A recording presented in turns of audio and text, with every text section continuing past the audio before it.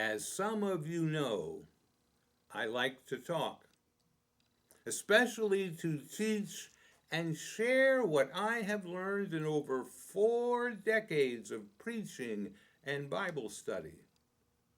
But I'm not the only one. You see, there was a nameless woman from Samaria who hardly talked to anyone. Nobody would listen to her.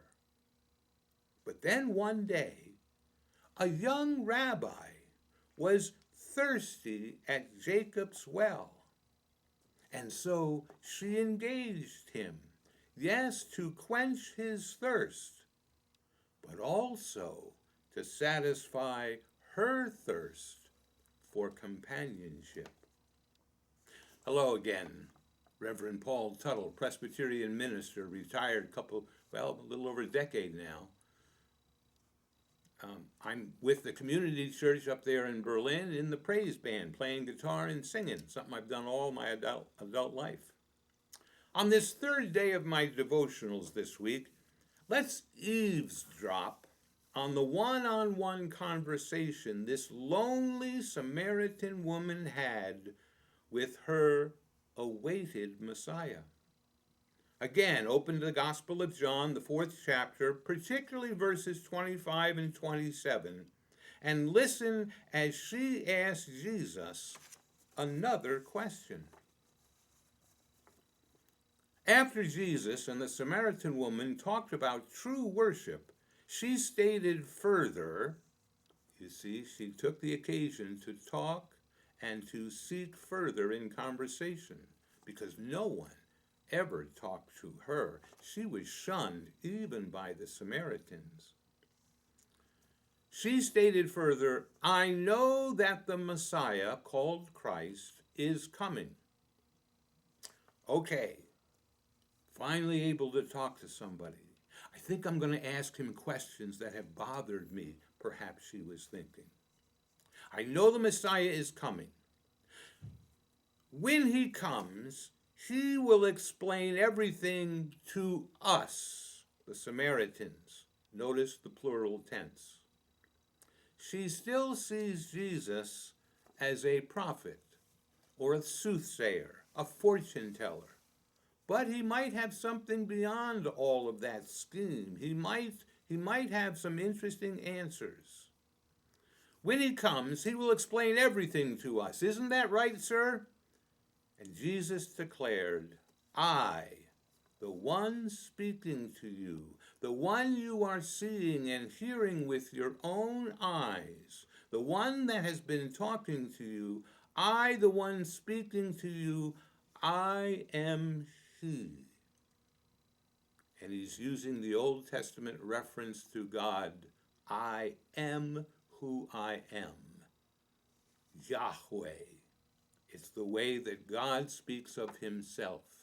Doesn't do any more explanation than saying, I am who I am. I am what I do. I am who you think I am. Okay, and Jesus uses that phrase. Just when he finished saying this, then his disciples, the 12 disciples, returned from getting food and were surprised to find the master talking with a woman all alone. Talking with the woman, conversing with the woman, back and forth. But not one of the 12 asked, what do you want with our Jesus? They didn't scold her or talk to her at all, for Jews didn't talk to Samaritans, remember. Or, why are you talking with her, Master? She's a Samaritan. Perhaps the 12 were jealous of this woman having a one-on-one conversation with Jesus. They knew, the 12 knew, that Jesus, in his conversation, would take much deeper conversation than simply what to do, when to do, how to do it. So we have this no-name Samaritan woman had a personal meeting with Jesus.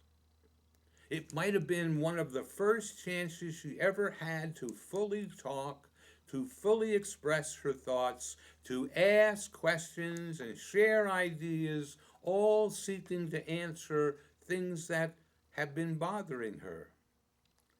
And notice the way Jesus let her express herself, allowed her to ask questions, and then tried to answer not in a direct, practical, physical way, but in a thoughtful, reflective way.